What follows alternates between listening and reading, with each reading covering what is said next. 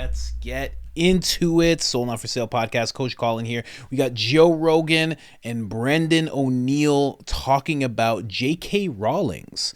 Now, she has been under attack for quite some time, but recently she stood up to the Scottish government. They passed a law that would make it so misgendering could actually have you in jail, have you arrested. And she just went ahead and said some things that would fall under the category of violating this law. She said, I can't wait for you guys to come and arrest me.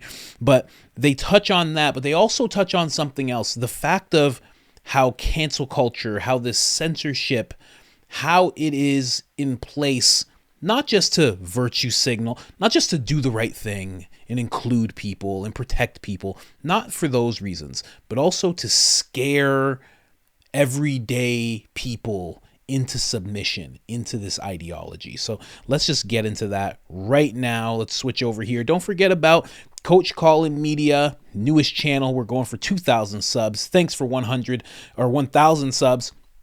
And also, just so you know, this is where I break away from the Rogan content. We got 28 videos on there. So click it up. Get it started. Click it up. What? Anyways, guys, you know what to do. Let's get into the Joe Rogan clip right now. And you're not hearing about this enough. Like, if it wasn't for conversations like this, if it wasn't for the internet, you're not hearing this anywhere.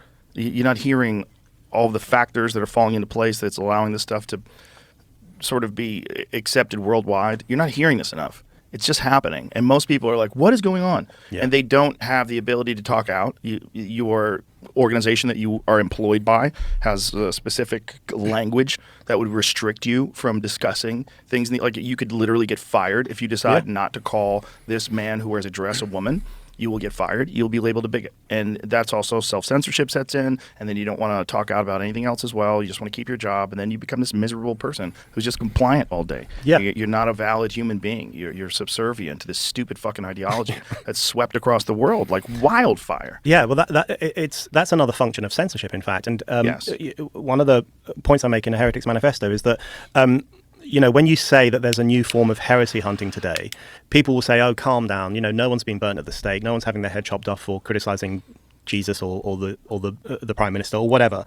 But there are new forms of heresy hunting. You don't suffer death, but you suffer social death. You suffer professional death. You may very well be expelled from polite society. You might even lose your job as a consequence of saying men are not women, as a consequence of saying the climate change problem has been exaggerated, as a consequence of saying I don't think we should have locked down our societies. People have suffered real consequences as a result of expressing those ideas. So that it is a new form of witch hunting. It is a new form of putting people in a metaphorical stock and throwing rotten tomatoes at them because they have the supposedly wrong views. And so heresy hunting has come back in.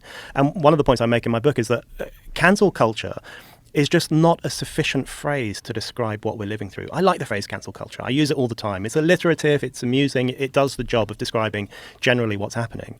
But it's not profound or sufficient enough to describe the tyrannical culture that we find ourselves rubbing up against all the time. One in which there is extraordinary social pressure on people to have the right opinions on all the various issues, gender, race, climate, everything else. It's a very profound social pressure that I think people feel in a very real way. And the great accomplishment, so-called, of cancel culture is not that it takes down big names every now and then, although it does do that, but it sends a signal to the rest of society, which is you better watch yourself. Because if J.K. Rowling can be subjected to rape threats and death threats every single day of her life for expressing biological truth, imagine what could happen to you. Yeah. Imagine what could happen to you, the lowly person. You have no money, you're not a successful author, you're not rich, you're not a cultural institution. Imagine what could happen to you. Yeah. Imagine how swiftly you might lose your job. Imagine how swiftly you might be expelled from polite society. So cancel culture sends this signal. It has this trickle-down effect where it warns ordinary people, the mere mortals among us, not to say the things you're not supposed to say because the consequences are so severe. It's also this very strange time where someone can say something extremely offensive towards a very popular and well-loved person, and no one pushes back against them because they're afraid that it's going to come after them. Yeah, they're hyper-aggressive, hyper insulting, and the way they talk about her, just you could use the worst pejoratives to describe her. Just by saying the worst transphobic, homophobic, like whatever you want to call her. You could say the most horrific far right, you could say all this crazy shit and no pushback. Yeah. Not only that all the public will hear is how many people are mad at J.K. Rowling. Yeah. No one will stand up and say, hey, fuck you. Yeah. Like, what are you talking about? This is a woman, and she's talking about biological fact. Now, if you want to disagree with biological fact openly, that's a different conversation. And you should probably do that with someone who's willing to engage with you in this subject. And it'll be instantaneously clear that what you're saying is nonsense. Yeah. But if you could just attack this lady online, and then everyone's scared that that's going to come for them. So everybody stands back and says nothing. That's right. And if you look at like in the British newspapers, which I read every day, they will often say, J.K. Rowling in another storm, swept up in another controversy. That's the headline. And then you look at the article, and what it is that she referred to as a biological male as he. Right? Yeah. That's supposedly misgendering. I think it's correct gendering, but it's called misgendering. It's seen as a speech crime, and that's the controversy. That's the storm that she has swept up. So people get this impression that she's doing something really outrageous and dangerous, when in fact she's saying things that our societies have believed for tens of thousands of years, which is that there are men and there are women, and they are not the same thing. And I think it's, what's interesting about the J.K. Rowling phenomenon is that there's a real culture of moral cowardice around this. Within the media elites and within the political establishment. J.K. Rowling is a cultural institution in the United Kingdom. She has brought so much money into our country. She's a global phenomenon who has been really done great things for the UK, but so few members of the political establishment are willing to stand up for her when people are sending her death threats and saying, I will you, and making songs about killing her.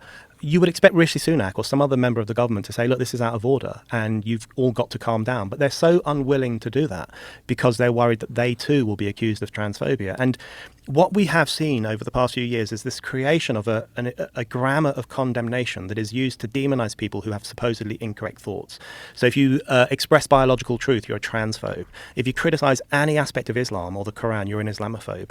If you question any aspect of climate change alarmism, you're a climate change denier. And by the way, the word denier comes directly from the Inquisition. The people who were dragged before the Inquisition were accused of being deniers of Christ. So this language has emerged that is used to paint people as being beyond the pale, as being unfit for polite society. And when you look at it, actually what they're saying is just perfectly normal things. A man is not a woman. Climate change might be a problem, but it's not the end of the world. Islam is... people should have the freedom to worship Islam, but it's a bit of a crazy religion in some ways. These are perfectly legitimate views to hold, but they are defined as modern-day blasphemies in order that people can be silenced and crushed. And that's a real problem, I think. It's a huge problem. And if I want to fully put on my tinfoil hat... Please do. Really, I'm going to secure it with a chin strap.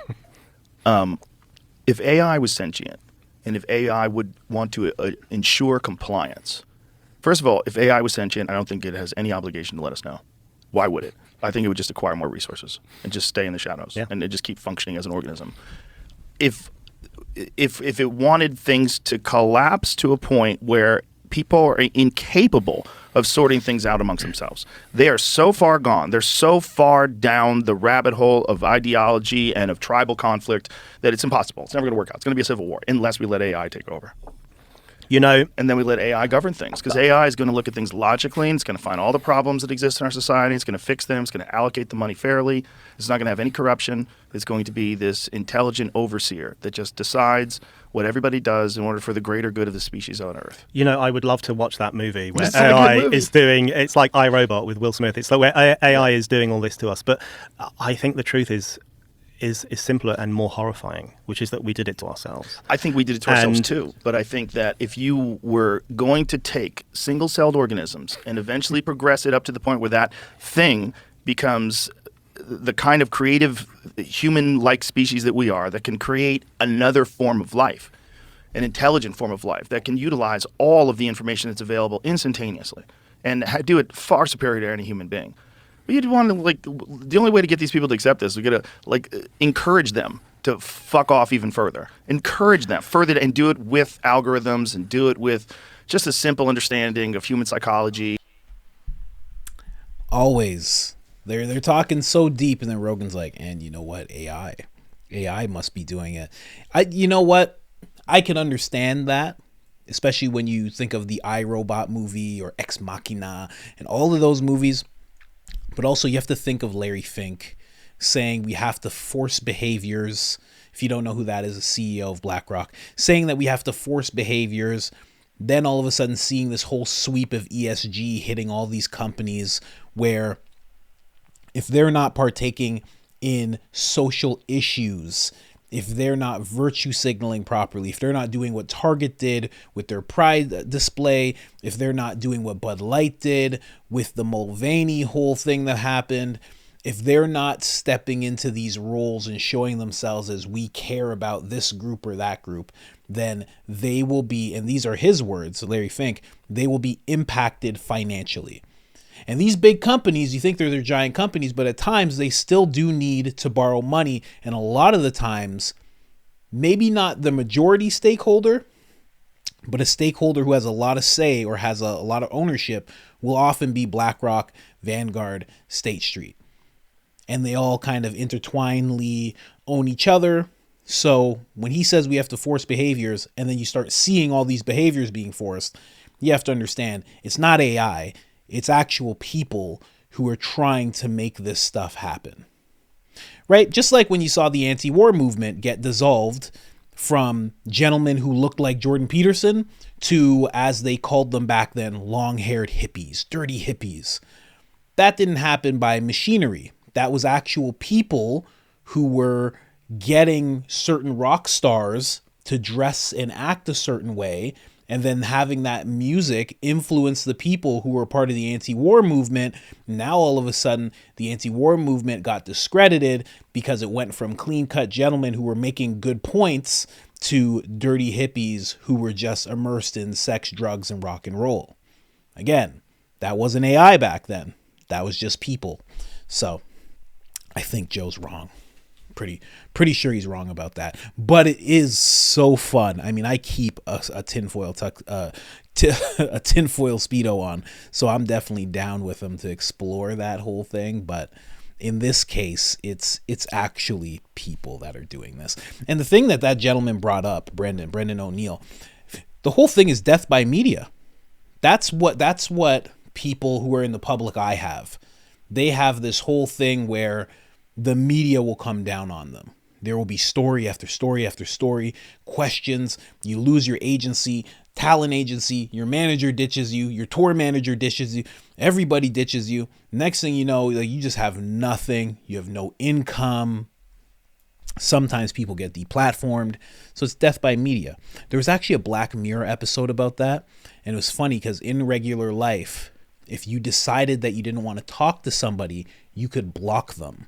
And then they would come up to you and you wouldn't be able to see or hear them. You could actually block them. And it's because everybody had these brain implants and steps behind that. We're only steps behind that. We're not miles behind that anymore. But that is what the people of the media have. The commentators, the people who do what I do even. You have the potential of having death by media. But then what regular people have is death by firing. You get fired, your marriage takes a strain, your family takes a strain, maybe your extended family starts to distance themselves from you. Maybe they even go as far as to make statements against you, pushing you out. Maybe your community does the same thing. Maybe they just believe everything that they hear in the media. And the next thing you know, you're exiled from your community. And that could be even worse than death by media sometimes, because at least when you lose all your stuff and you get deplatformed, you're a rich person still, and you can just be rich. You could be like, I'll figure something out. You get into real estate or something. Whereas if you're just working a regular job and that happens, that could be the end. And that comes to that whole point that they were talking about. Look what happens. Look what happens to J.K. Rowling when she decides to speak up. What do you think will happen to you? What do you actually think will happen to you? It'll be far worse. You don't have money to pay a retainer fee. She has a team of lawyers. You don't have that. What will happen to you? It actually goes back to Jordan Peterson. He was on the podcast. It was January 28th, 2022. And he talked about it was a sad truth that people had to be able to afford to tell the truth, because a lot of people have jobs. They can't just go against their boss. They can't just say what they think. They actually have to be able to afford it. And it's a hefty price. So he was talking about, you have to have everything straightened out. You have to have your resume. You have to have all these different things to be able to afford to tell the truth, which is such a sad state that we're in when you have to be able to afford it. You can't just go and just say it. And that goes for everybody. It It goes for me. It goes for Joe. That's why Joe brought up the concept years ago of FU money. He's like, you need FU money. He said Fear Factor gave him FU money so he could do whatever he wanted and focus on stand-up and focus on the podcast. And it turned into a great thing. Now, when they brought up this last thing of a compliant person, you're just a compliant person just walking through life. You're just complying with everything. That is a terrible existence, because somebody who's complying with everything, that also means that you're not thinking. Maybe you actually do have thoughts that you're keeping in, but that's just as bad, because even in this episode, they touch on it. They talk about the mental muscles. So when you speak out, when you speak out and you have conversation, there's mental muscles that are working. Your disagreement muscles are working. Your agreement muscles are working. Your finding common ground muscles are working. All of that is working. But if you just have to comply all the time, all of that thinking, all of that mental structure, it atrophies. All those mental muscles, they atrophy. And then all you know how to do is comply. And then you get stuck in that. It becomes a terrible place. And then, of course, the politicians are scared to stand up for J.K. Rowling. Are you kidding me? They're afraid to stand up for themselves. Of course they're not going to stand up for her. I mean, we've seen the age of not standing up for women like crazy recently. Anyways, let's get into the first clip. This is more about her fight, what's been going on with her, and the law that she's standing up against currently. I'm going to show you this, another clip, and then another one that's really interesting. Here. She's vowed to continue her fight. Rowling's latest fight is against the government of Scotland, who passed a new hate crime law. J.K. Rowling mocked the law and challenged police to arrest her for the tweets that she published. J.K. Rowling is back in the headlines for challenging police in Scotland to arrest her. The Harry Potter author posted on social media saying she looks forward to being arrested, while pointing out her major concerns over a new law that has come into effect in Scotland. The Hate Crime and Public Order Act makes it an offence to stir up hatred with threatening or abusive behaviour on the basis of characteristics including age, disability, religion, sexual orientation, and transgender identity. But the legislation doesn't specifically ban hatred against women. That's something the Scottish Government claims will be addressed with a separate law against misogyny that is yet to come. Now, J.K. Rowling has labelled the new law ludicrous and has pointed out its flaws. The 58-year-old author listed several examples of what she could be sent to prison for, and that is for misgendering.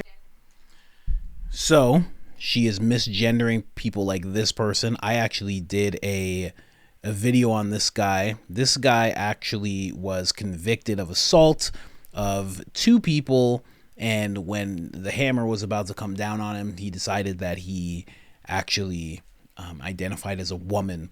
His girlfriend, who he had at the time, came forward and said, this is not true. This is not really him. He's making this up. A lot of people were coming forward. And then eventually, Scottish government came to their senses and they decided to say, okay, we're going to put him in a male's prison, in a male's prison, but away from everybody else.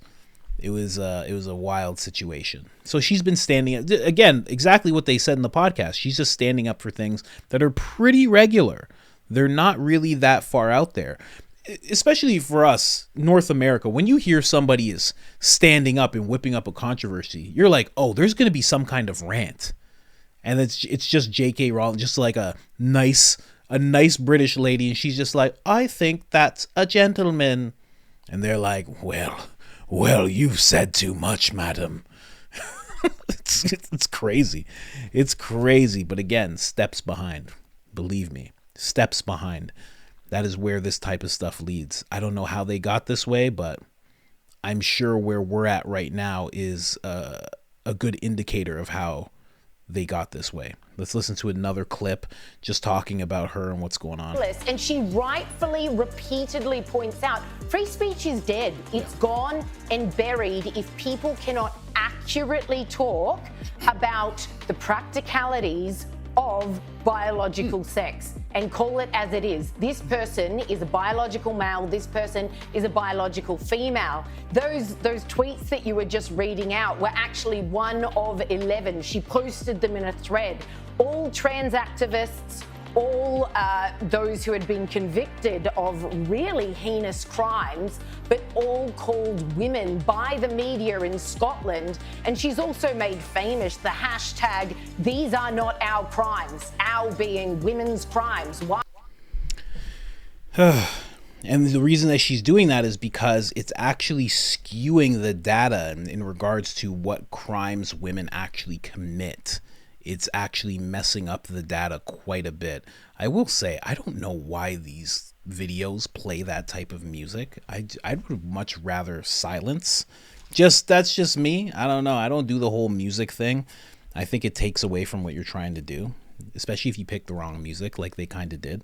Anyways, this is a little audio engineer pet peeve. Let's listen to this clip really quick. Now, this gentleman was a part of the cast of Harry Potter. He is not allowed to talk about J.K. Rowling's. His handler steps in just as he's about to answer a question about J.K. Rowling's. Let's go.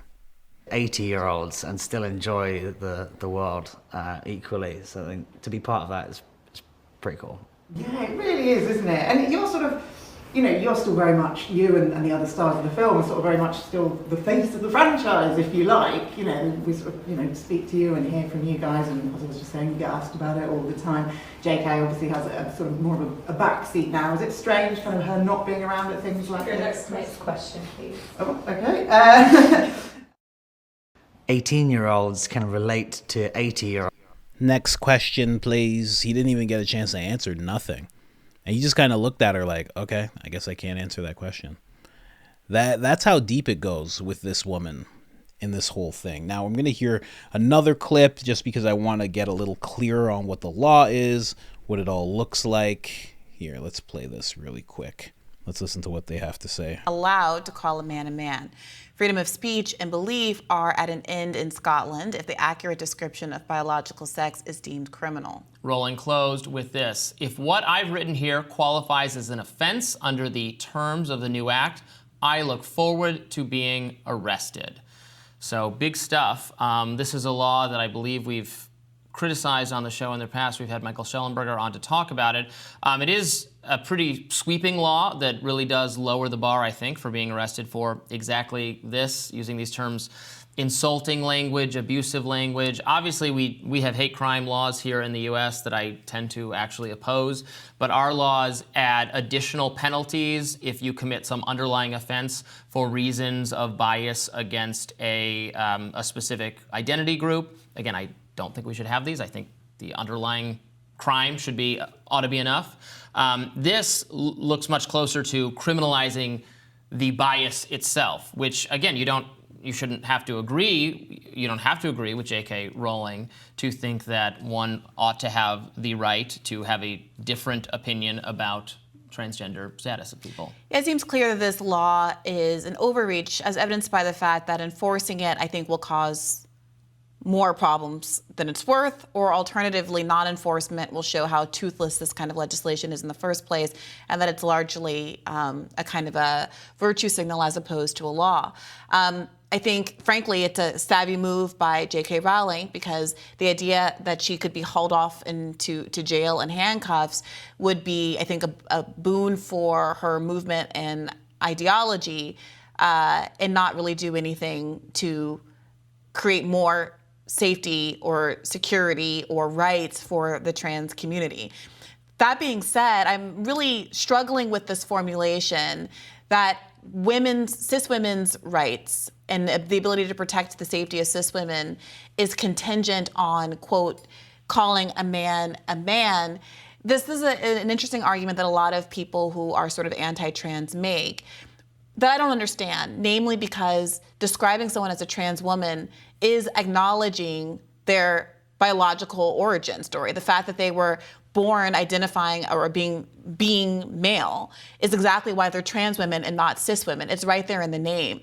And there is this...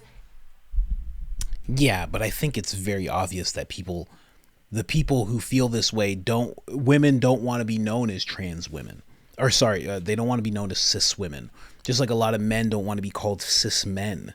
And then when you say trans woman and cis woman, eventually people just go, and that's what it's working towards. It just goes, let's just forget the trans and the cis. Let's just put it all together. We're all ladies here, right? And that's how it ends up going. So that's why that argument exists. Let the clip run a little long because I didn't know she was going to bring up that argument, but that is why she will. That's why JK won't do that, because it's almost like she almost has this Jordan Peterson like stance to it, where she's like, no, I understand where this is going, and this is crazy, and I can't stand by and just allow this to happen. Because you could look at it as this woman who was on the screen just now, I believe her name's Bree, as she was saying, she's like, I don't really understand the argument, like what's the big deal? But you have to understand where these things go. Like right now, Scotland, where she is, they are passing a law that if you misgender someone, you go to jail. That is a bad place to be in. It doesn't matter if someone's hurt. It doesn't matter if someone feels like, I can't believe someone messed up again. And then all of a sudden they have to go to jail because they messed up. That's crazy. You can't be in a place like that. You can't have that happen. You have to push against stuff like that. So that's why, people always have the argument, what do you care? What's the big deal? Well, it's not what's the big deal directly in front, but it's where it goes. I mean, imagine that announcement. Imagine that announcement where you are right now. Hey, if you misgender somebody, you're going to go to jail. Dylan Mulvaney suggested that. He said there's people who are misgendering me intentionally, and I feel like they should go to jail. That's not good. Someone made you feel uncomfortable. And you don't really know if it's intentional or not. Maybe they're just messing up because of what they know and what your name is and what your biological. There's so many different things. So many people are not used to that kind of thing. And the next thing you know, you're going to be going to jail because of that. It's crazy. You're going to be in jail with violent offenders because you said the wrong thing by mistake. It's wild. Absolutely wild. So it's great to see her fighting against it. And also, it's great to just see the fact that she's fighting against it, and the fact that she has so much power. Not really power, but you know what I mean. She's rich. She's very rich. She's a notable name. And so many people who are in that position could just go, I'm just going to count my money, and that's all I need to do. And I'm just going to stay quiet. Because that's all. She could really just be like, I'm just deactivating Twitter. But that's the thing. When it comes to mass formation, you can't just go to the underground. You can't just be like, I'm just going to get off social media. Because when you go silent, all of the wild ideologies that you're looking at and saying, wow, this is really messed up, those all take over. There's nobody to push back. There's nobody to say, hey, let's find common ground. You can't just have it all your way. I see it this way. Let's bump heads a little bit. Let's find some common ground. Let's talk this out. Once all the other voices leave, all of that takes over. So you can't just walk away. And I'm glad that she sees it that way. Because I mean, she's like damn near a billionaire, isn't she? I don't even know what I would do. I'd probably stand up. Yeah, that FU money, you got big FU money. You're just like, I'll say what I want. Come arrest me. Try and get past my security. She probably has crazy security.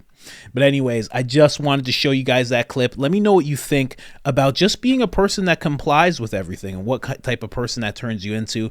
What do you think about the whole death by media? What do you think about how it makes you feel when you see somebody who is rich and famous get put in this position of they've said something wrong? Does it actually strike a chord with you and go, I better silence myself? Or does it strike a chord with you in the sense of, I don't like what I just saw, and I'm not going to allow that in my immediate vicinity? Because it's fight or flight, right? You know, some people will flight and just fall in line, and some people will actually fight. Non-violent, of course. Anyways, guys, let me know what you think of this video. Like, subscribe, share. We got a second channel. Go check it out, and I'm out.